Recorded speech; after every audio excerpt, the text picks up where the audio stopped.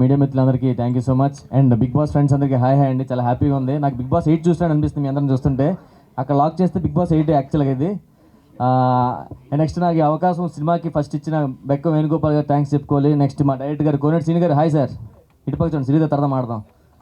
So director గారికి thanks చెప్పుకోవాలి. ఎప్పుడు రామప్రసాద్ నాకు ఇలా కావాలి అలా కావాలని దగ్గర నుండి రాయించుకున్నారు. Thank you so much sir. ఈ సినిమా హిట్ అవుతుంది పక్క. ఇది బూట్ కట్ బాలరాజ్ కాదు, బూట్ హిట్ బాలరాజ్ అవుతుంది పక్క. సో మనస్ఫూర్తిగా సినిమా హిట్ అవ్వాలి. నాకు ఇంకో 4 సినిమాలు రావాలి రైటర్గా. Next Sohel, thank you so much. Sohel ఈ సినిమాలో పోస్టర్లో అమ్మాయి అలా లాక్కు వస్తున్నాడు, సినిమాలో అంత కష్టపడి లాక్కు వస్తున్నాడు పైకి. ఇది February 2 రిలీజ్ అవుతుంది, తప్పకుండా చూడండి. చాలా మంచి entertainment, family entertainment hit. Thank you so much. Media మిత్రులందరికీ thank you so much. And big boss friends అందరికీ హాయ్ అండి. చాలా హ్యాపీగా ఉంది. నాకు బిగ్ బాస్ 8 చూసినట్టు అనిపిస్తుంది మీ అందరం చూస్తుంటే. అక్కడ లాక్ చేస్తే బిగ్ బాస్ 8 యాక్చువల్గా ఇది.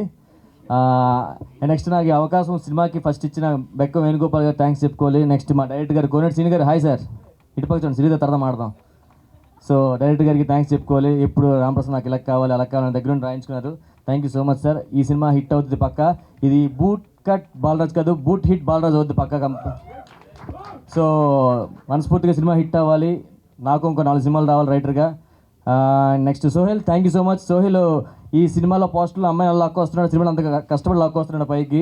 ఇది February 2 రిలీజ్ అవుతుంది, తప్పకుండా చూడండి. చాలా మంచి entertainment, family entertainment hit. Thank you so much.